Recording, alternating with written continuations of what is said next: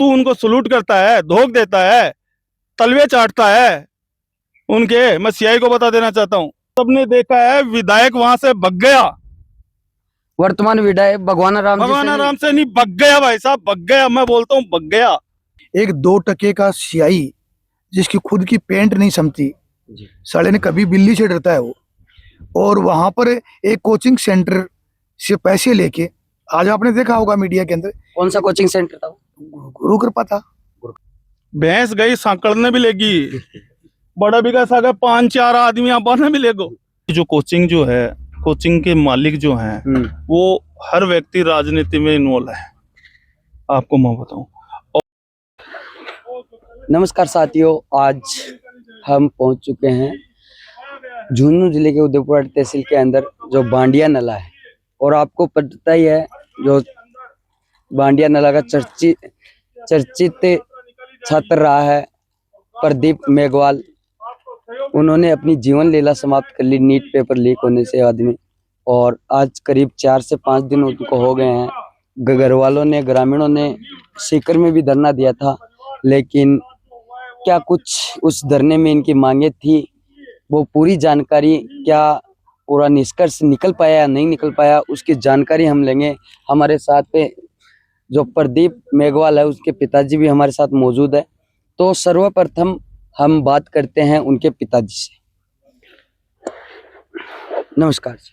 नमस्कार। क्या नाम है? राजेश कुमार। राजेश जी, प्रदीप सीकर शुरुआत में कब गए?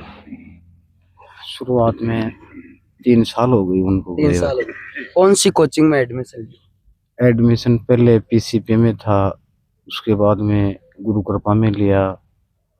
अच्छा, गुरु कृपा में कितने साल है जो प्रदीप आपने? 1 साल हो गई इसमें। 1 साल। 1 साल में कतों के बजट थे गुरु कृपा में फीस में? दी फीस का तो 80,000 रुपए थे उनके। बाकी अन्य खाने पीने का, रहने का खर्चा था, उनका मकान किराया लाखों रुपए वो थे। लाखों रुपए। प्रदीप है जी सपना के साथ घरों गयो, और आज वो सपनों है चकनाचूर हो गो। के वजह रही नीट पेपर लीक या फिर और कोई कारण? और नीट पेपर लीक के कारण अतु रुपयो आयो कटे? रुपये तो मतलब ये घर की पुश्तनी की जमीन है, बाबा इसके लगाए। क्या बेटा बेटी आते? 3 बच्चे, 1 बच्चा। 3 बच्चे, 1 बच्चा। पिता हैं हमारे साथ मौजूद हैं, और 3 बहनों का इकलौता भाई था प्रदीप, जो आज इस दुनिया में नहीं रहा। नीट पेपर लीक में पूरा इंडिया में ये बवाल मचा हुआ है। सीकर आपने धरना किया था, क्या आपको आश्वासन दिया गया? नहीं, अनुशासन नहीं, वो शर्तें मानने के लिए नहीं, सरकार मानने के लिए तैयार नहीं है। शर्तें मानने के लिए नहीं। बिल्कुल, हम बात करेंगे। हमारे साथ बहुत से बामा साहब भी मौजूद हैं, और सुरेश कुमार जी मीणा है।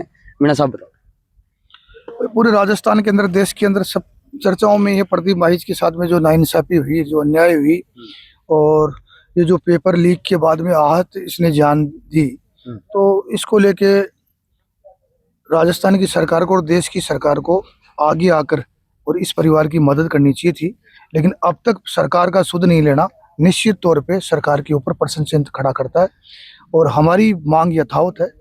हम चाहते हैं कि हमारे प्रदीप माहिज के पीड़ित परिवार को 2 करोड़ रुपए की आर्थिक सहायता मिले, इनके परिजनों को नौकरी मिले, पेपर लीक माफिया भविष्य के अंदर दोबारा उत्पन्न नहीं हो, इसके लिए फांसी का प्रावधान हो, आजीवन कारावास की सजा हो।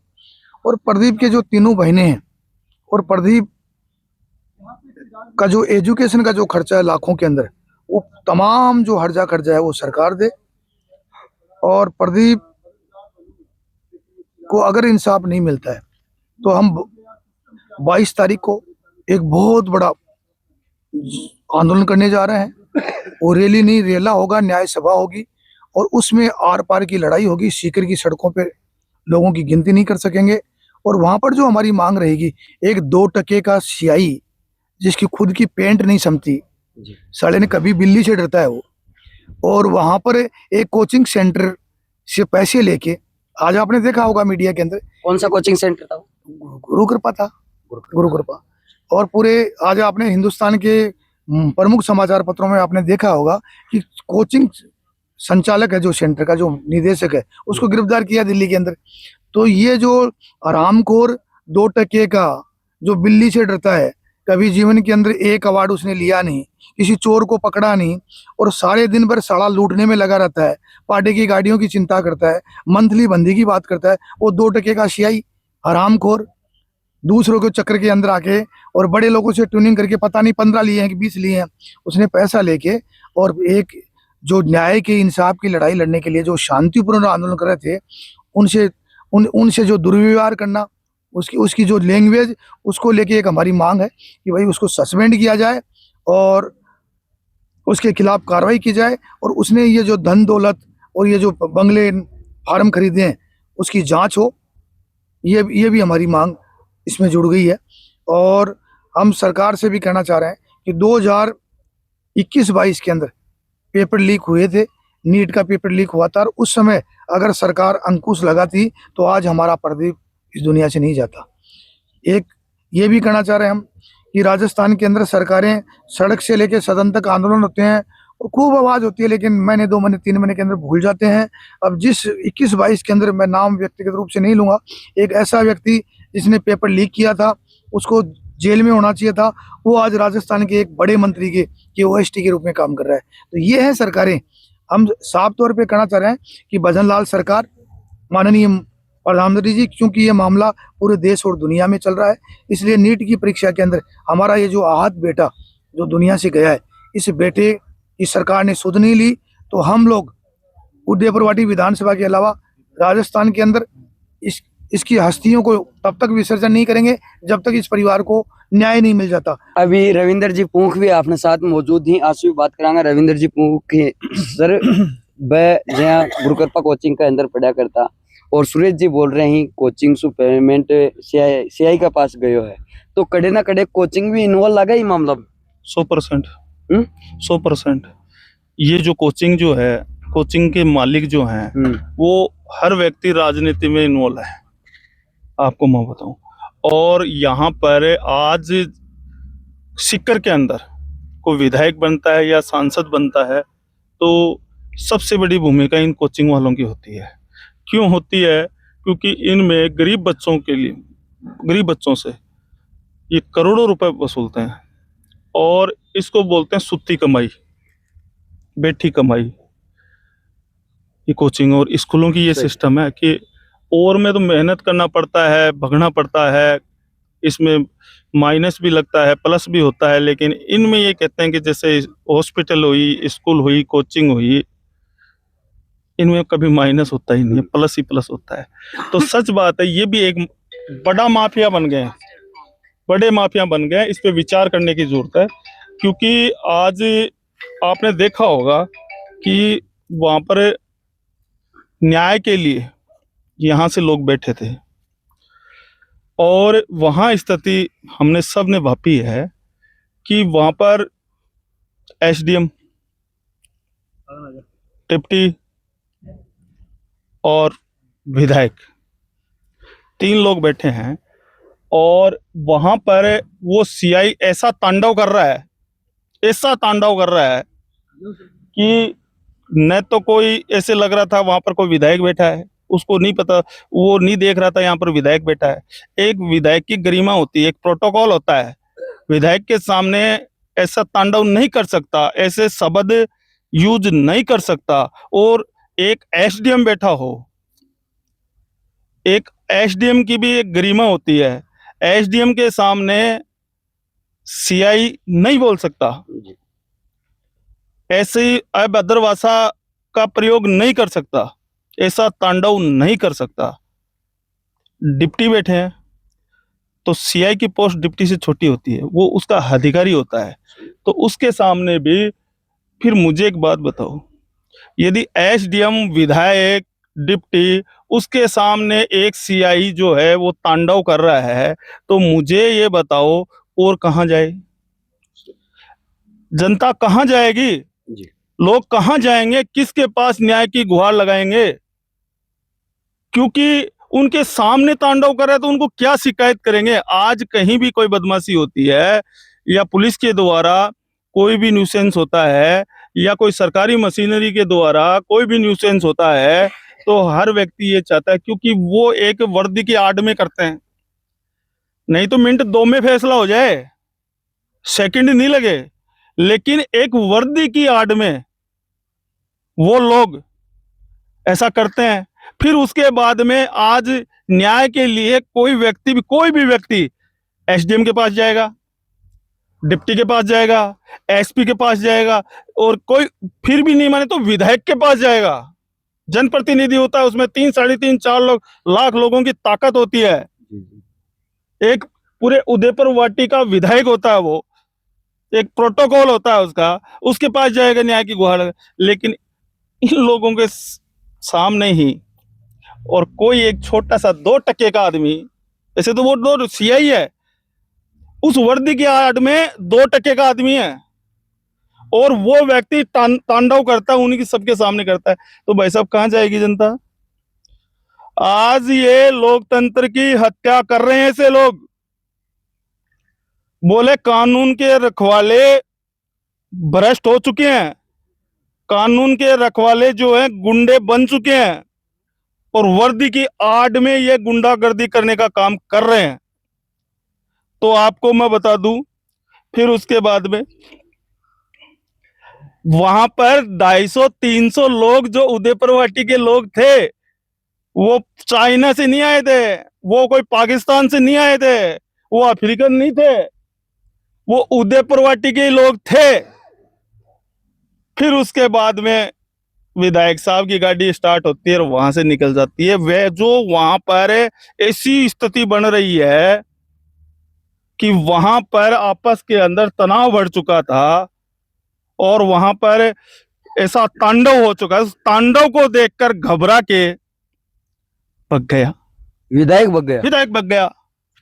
ये जितने भी लोग बैठे हैं सबने देखा है, विधायक वहां से भग गया।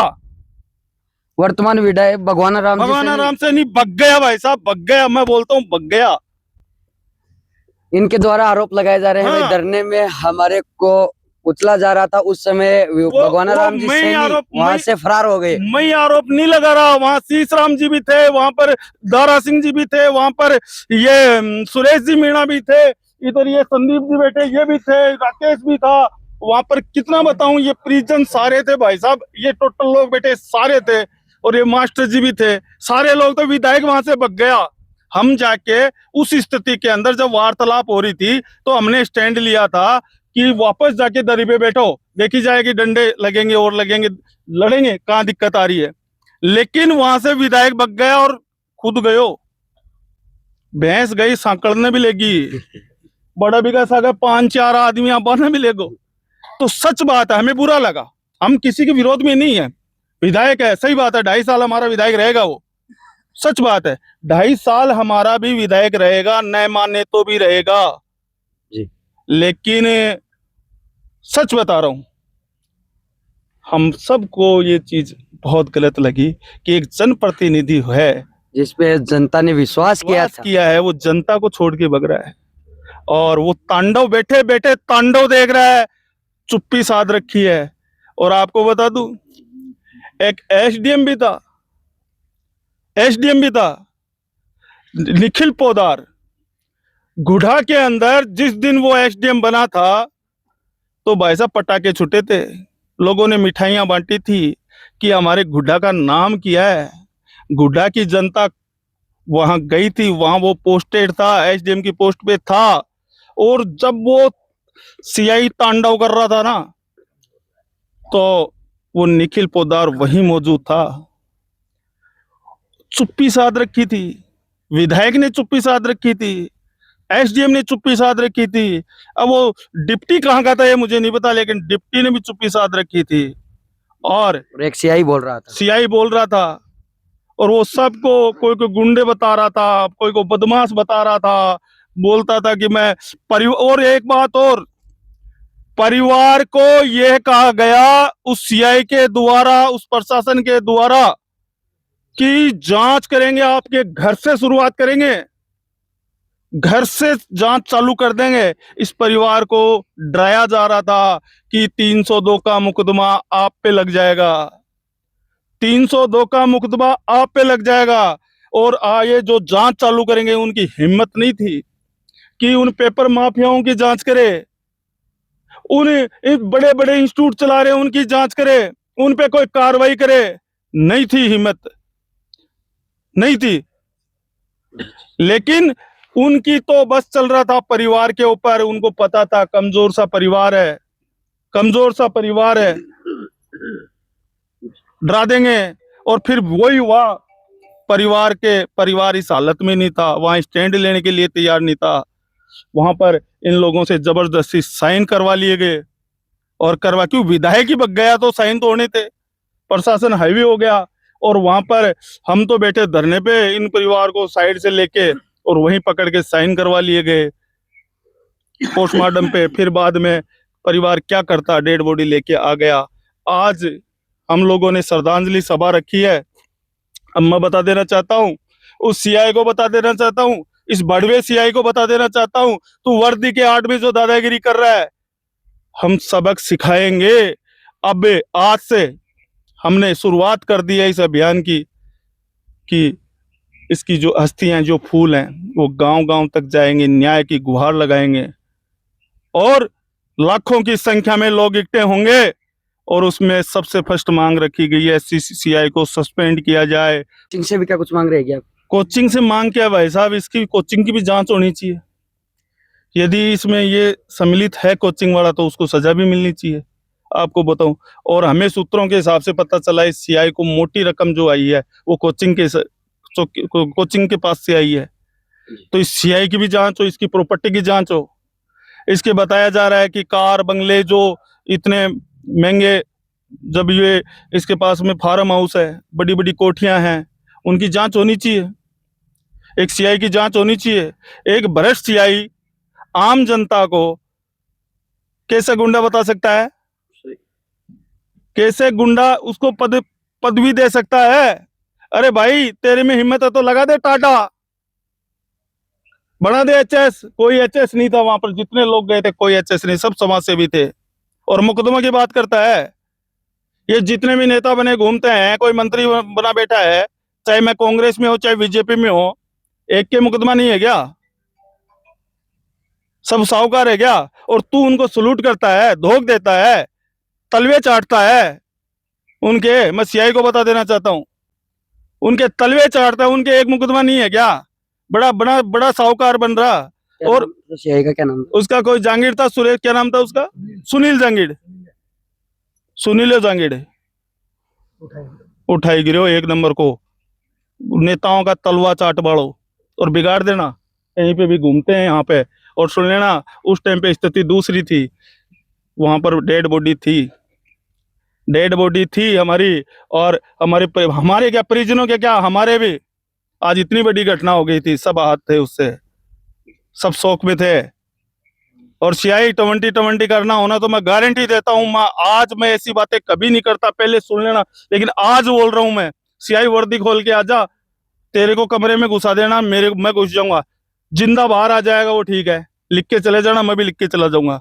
इतनी ज्यादा बाहें फड़फड़ा रही थी, हमारे जितने भी आंदोलनकारी थे उन पे उसकी बाहें फड़फड़ा रही थी। तो उसको मैं बता देना चल रहा हूँ, उसको कुश्ती करके पता कर ले, चाहे तू बॉक्सिंग कर ले, कोई सी फाइट कर ले, आजा 2020 कर ले, समझ में आ जाएगी। ऐसी भाषा मैं कभी यूज नहीं करता, लेकिन एक दर्द उगला रहा है, कभी नहीं करता। इससे पहले मेरे कितने वीडियो देख लेना, मैं ऐसी बातें नहीं करता। न मैं किसी को सीआई नहीं बोलता, सीआई साहब बोलता हूँ। मेरा देख लेना, वहां पर वो वीडियो वायरल हो रहा है तो मैं, हमारी नोकझोंक हो रही है, वहां पे भी मैं अभद्र भाषा का प्रयोग नहीं कर रहा, न मैं करता, न मैं सुनने की हिम्मत, न मुझे करने की हिम्मत, तो नहीं करता। लेकिन आज सच बात है, इससे आहत होके और सारी चीजों को देखते हुए मैंने बड़ी बात बोल दी है। और सही बताऊं आपको कि मैं तो सारे लोगों से एक ही गुहार लगाना चाहता हूं, सबसे निवेदन यही करना चाहता हूं, उदयपुर वाटी की जनता से निवेदन करना चाहता हूं, इस प्रदीप माहिज को, मेघवाल को न्याय दिलाने के लिए आगे आए। इसका हमारे को धन दौलत का भी सहयोग करना पड़ेगा, क्योंकि आज परिवार की हालत आप देख रहे हो। और इसकी लड़ाई के अंदर आपको न कोई साधन देखते हुए न कोई सुविधा देखते हुए आपको इस लड़ाई में आगे आना होगा। यदि हम आगे नहीं आएंगे तो ऐसे प्रदीप पता नहीं कितने हत्या होगी। ऐसे दरिंदों को, ऐसे सरकार के नुमाइंदों को, इनको जेल तक पहुंचाना है और इस प्रदीप को न्याय दिलाना है। धन्यवाद। और हमारे साथ बूढ़ा बावनी के दारा सिंह जी हैं, जो चर्चित रहते हैं, हर आंदोलन में तैयार रहते हैं। उनसे भी हम बात करेंगे, ये भी आंदोलन में शामिल थे। हाँ दारा सिंह जी, बताया जा रहा है कि ना जो को उदयपुर वाटी वर्तमान विधायक भगवाना राम जी सैनी मैदान छोड़ दियो। बिल्कुल यह बात सही है। मैं प्रदीप ने सब पहले तो मैं उरे सारा लोग बैठा सारा तो लोगों की तरफ से मैं बोलूँ कि प्रदीप ने एक बार सत नमन बोला। मैं सारा ये आत्मा शांति दे, और मैं प्रदीप को अधूरा सपना ले के एक लड़ाई लड़न लग रहा कि बिन प्रदीप ने न्याय मिले। सिस्टम में कौन कमजोर है, कौन हावी है, कौन के करे के नहीं करे, यो है जांच कमेटी को काम जांच कमेटी करे। एक माई अगर कोई गलत है या इंस्टीट्यूट गलत है या प्रशासन गलत है या पेपर माफिया गलत है, कोई भी है उसकी तो जांच होगी और सत्यता के साथ में जांच होनी चाहिए। रही बात प्रदीप, तो प्रदीप रियल में हमने उस दूसरे चैनल भाई साहब को बताया, पूरा घर दिखाया है। हमने वहीं भी बोला था कि इस घर में हम 3-4 रोज पहले भी आए थे। हम तो आए तो हम तो किसी काम से था, भगवान से दुआ करते हैं कि ऐसे दोबारा ना बुलाए हमें ऐसी स्थिति में। ये उसका परिवार है जिसके घर में छत नहीं है, टेनों के मकान में, वहीं तो वो सो रहे हैं, वहीं वो खा रहे हैं। आप भी देखना, आपके चैनल में आप दिखाना।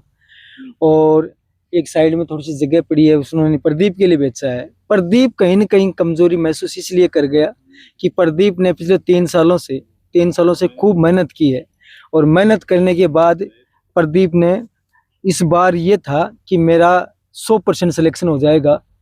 तो प्रदीप ने जिस तरीके से 100% सिलेक्शन जो सोच रखा था, तो उस टाइम कि राजस्थान के अंदर ये जो पेपर लीक हुआ है, उस पेपर लीक को लेके उसने सोचा हुआ कहीं ना कहीं कि मेरा इस बार पेपर अच्छा हुआ, आगामी मेरा पेपर कैसा रहेगा कैसा नहीं रहेगा। इस आगे उसने इस मतलब पेपर माफिया है उन्होंने उसकी हत्या की है। अब उसमें षड्यंत्र कौन कौन आदमी है, कौन सरकार है, प्रशासन है, सत्ता है, जो भी है वो सारे आएंगे और खुलासा भी होना चाहिए। और आज अगर राजस्थान के एक प्रदीप का ऐसा हत्या होती है तो आने वाले समय में खूब प्रदीप बनेंगे। वो नेट के लिए बन जाएंगे, इंजीनियरिंग के लिए बन जाएंगे, टीचर के लिए बन जाएंगे, एलडीसी के लिए बन जाएंगे, बहुत प्रदीप बनेंगे। तो इसलिए समय रहते हुए इनको समाधान करना चाहिए और प्रदीप को न्याय दिलाने में हम लोगों का सहयोग करना चाहिए। रही बात यहाँ सुरेश जी हैं, रविंद्र जी हैं, संदीप जी हैं, इन जो परिवार के लोग हैं, जो मुखिया लोग हैं, ये जो तय करते हैं जिस प्रकार से हमें 22 तारीख को जब सिक्कर जाना है, कहाँ जाना है, तो ये पूरी ग्राम पंचायत या पूरा इस क्षेत्र के समुदाय के सारे लोग हैं, हम आपके साथ खड़े हैं और हम साथ रहेंगे। रही बात आप बता रहे थे कि भगवाना राम जी वहीं थे, क्या? बिल्कुल थे, वहीं भगवाना राम जी भी थे, ऐसी कोई बात नहीं। भगवाना राम जी थे, हमारे एमएलए, हम सम्मानजनक पर्सन है और कोशिश भी करते हैं कि वो आए और मिले, वहाँ भी आते हैं, शायद वो यहाँ भी आएंगे सांत्वना देने के लिए। तो उन्होंने उस टाइम में ये भाई सही बोल रहा था कि हमारे पास में हमारा पापा हमारे साथ में रहे तो बेटे को कहीं दिक्कत नहीं आनी चाहिए। मेरा कहने का मतलब यही है, अगर मेरा बाप कहीं बैठा है तो मुझे कोई दिक्कत नहीं आनी चाहिए। तो मैं तो क्या था उस टाइम, क्या कि मैं सुरेश भाई जी मिल गए और 3-4 लोग और थे, तो मैंने सोचा कि ये लोग करते हैं, बड़े लोग हैं हमारे भाई यार, इन्होंने आंदोलन भी लड़ा, अच्छे से आंदोलन लड़ा है, तो इनके साथ इनकी सानिध्य में हम काम कर लेंगे। मैंने सुरेश भाई जी को कहा भी था कि हम सिक्कर की धरती पे बैठे हैं, क्योंकि सिक्कर में हमने पढ़ाई की है तो सिक्कर का थोड़ा सा अनुभव है। तो मैंने सुरेश भाई जी को बोला भी था कि आप जो तय करोगे वो हमें मंजूर है। तो हमें पता नहीं था कि हमारे ऊपर वो इस तरीके से वो गांव के लोगों को साथ लेके, सिक्कर के लोगों को, वो बीम आर्मी के लोग थे, 2-3 एक मास्टर थे, उनको सेट करके और हम लोगों ने वहाँ वो मामला। और अच्छी बात तो ये भी आपको बता रहा हूँ कि मैं जो लड़के का पापा है उसको मैं एक कमरे के अंदर सुला रखा था, उसकी हालत नहीं थी खड़े होने की। तो हम वहाँ जाके आए थे, मैं और संदीप सैनी जी दोनों जाके आए थे। उसके बाद में यूँ कह रहे हैं कि वो उसके पेरेंट्स आए थे यहाँ पे साइन करके, तो साली ये चीज समझ में नहीं आ रही थी कि करें तो क्या करें। ऊपर गए तो वो सो रहा है, नीचे आ रहे थे उनको निकल लिया। फिर उन्होंने कहा कि वार्ता के लिए पूरा षड्यंत्र रचाया गया था। फिर वार्ता के लिए तो सूरज जी ने मेरे को जब कहा कि संदीप जी ने, उन्होंने कहा कि सरपंच जी आप भी चलो, तो मैंने कहा कि आप बड़े हो, आप जो तय करोगे आप मंजूर है। तो ये सारे लोग वहाँ चले गए, 11 लोगों की कमेटी बना रहे थे, चले गए। तो 11 के चक्कर में मैं भी चला गया इनके पीछे पीछे, वहाँ सारे लोग आ गए। वहाँ भाई एमएलए साहब आ गए, तो मैं भी सोचा कि एमएलए साहब आ गए, अब तो डर नहीं है, अब तो एक छोटी सी कड़ी है, अब तो बड़े लोग आ गए हैं, सेट कर देंगे काम को रुखवाड़ो आगो देना, बस छोटियां कैसे। फिर जब वहाँ बैठे थे सारे लोगों को एक सीआई के माध्यम से अभद्र भाषा का प्रयोग करना ये दंडनीय अपराध है। और अगर कोई का लाल चला जाता है, वो खून के आंसू रोते हैं, तो उस टाइम उसको ऐसा व्यवहार नहीं करना चाहिए था। वहाँ हमारे विधायक जी भी थे, उनको भी ये चीज़ उनके सामने, या तो मजा तब आता कि वो खड़े हो जाते, अगर शायद वो खड़े हो जाते तो हम भी खड़े हो जाते। फिर भी हमने, जैसा भी पुलिस वालों ने हमारे लोगों को कुछ भी बोला, हम फिर भी आए हैं, फिर भी हमने जाजिम फिर से बिछाई है, हमने हमारी शर्त को झुकाने की कोशिश की। फिर वहाँ ताराचंद जी हैं शायद बीजेपी की, भारतीय जनता पार्टी के ताराचंद जी दायल, उन्होंने आके हमें वार्ता की है। उन्होंने कहा कि न्याय के लिए लड़ाई लड़ेंगे और इस बच्चे को तपना देनी चाहिए। तो हम लोगों ने वहाँ तब जाके हमने वहाँ पोस्टमार्टम करवाया। हम लड़के नहीं आए वहाँ से, कोई उस लड़की आए, हमने फिर से आंदोलन किया, वहाँ बैठे अंदर ही फिर से बिछाई है। और वो सीआई भी वहीं था, वो नहीं आया था, दूसरे दो सीआई आए थे और भगवान आराम जी वहाँ से चले गए थे, वो सारे लोग चले गए थे। और पूर्व छात्र संघ अध्यक्ष ही तो संदीप जी सैनी ही वासु ब्याह बातचीत करांगा, क्योंकि बताए यो भी जा रहा है जद रेवड़ को गुआड़ो है, वो रेवड़ ना आगे घेर जाला है, वो जद मैदान छोड़ दे तो केक बीता है। और संदीप जी सैनी बड़े मौजूद है और उदयपुर वाटी जगह विधायक है भगवान राम जी सैनी, सीकर में जार मैदान छोड़ो तो क्यों छोड़ो सर? देखो,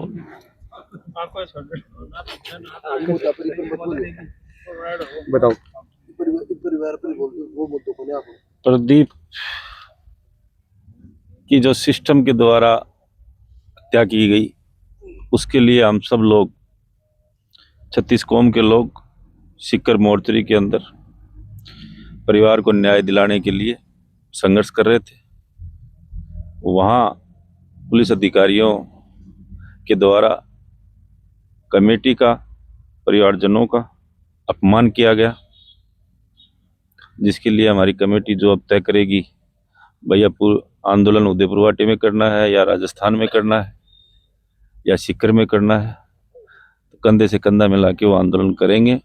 और जो इस सिस्टम में लिप्त अधिकारी हैं उनको कानून के तहत जो भी सजा का प्रावधान है वो मिलना चाहिए।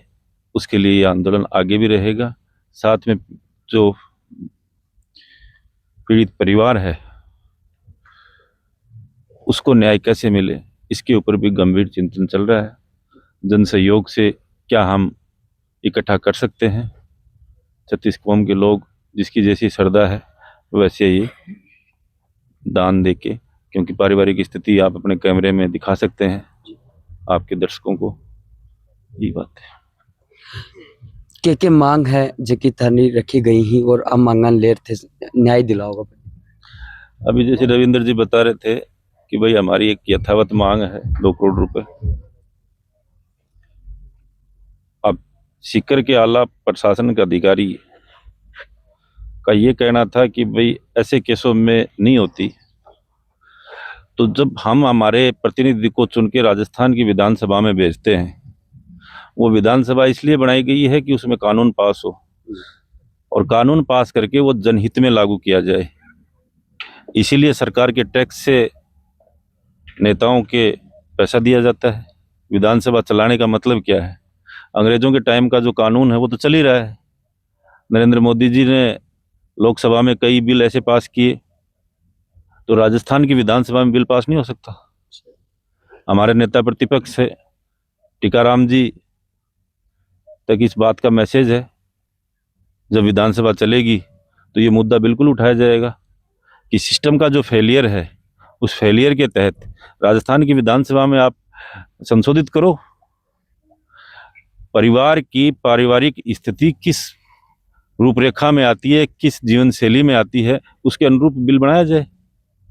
और पीड़ित को आज ये घटना हो या आज के बाद में कभी भी घटना हो सकती है, तो उस परिवार को कैसे अपन संबल दे सकते हैं, इसके लिए राजस्थान की विधानसभा में बिल पास किया जाए। और जो भ्रष्ट अधिकारी हैं जिनका नैतिक कर्तव्य है कि ऐसे समय में परिवार को सांत्वना देनी चाहिए, ऐसे समय में वो अभद्र भाषा का प्रयोग करते हैं, लड़ाई पे उतारू होते हैं, हाथापाई तक की नौबत आती है, तो ऐसे अधिकारियों के खिलाफ सख्त कार्रवाई की जाए। अभी हमारी कमेटी डिसाइड कर लेती है, बात करनी पड़ी तो मुख्यमंत्री जी से बात करेंगे। देश में कानून नाम की चीज है, भीमराव अम्बेडकर जी का बनाया हुआ कानून है, उसके तहत हमें जाना पड़ा तो दिल्ली तक भी जाएंगे, पर न्याय लेंगे, इसमें पीछे नहीं हटेंगे। तो देखिए, हम जो प्रदीप मेघवाल है उसके परिवार के जो मकान है वो मकानों पे छत तक नहीं है, वो भी हम आपको दिखाने का प्रयास है वो करेंगे। तो आइए।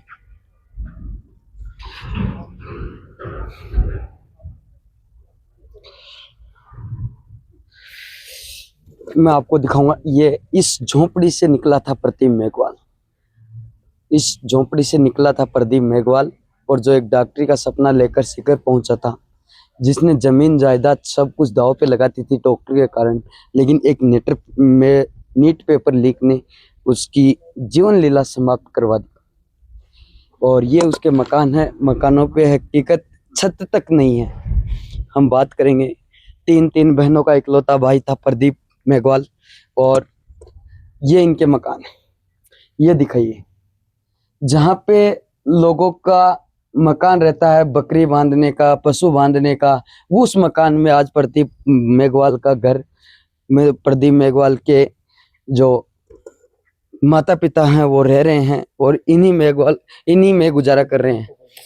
कहीं ना कहीं ये देख सकते हैं, कहीं ना कहीं प्रदीप मेघवाल सपना लेके पहुंचा था, सीकर जाऊंगा, डॉक्टर बनूंगा, और डॉक्टर बनने पे घर बनाऊंगा, मकान बनाऊंगा, 3 बहनों की शादी करूंगा, मेरी खुद की शादी करूंगा।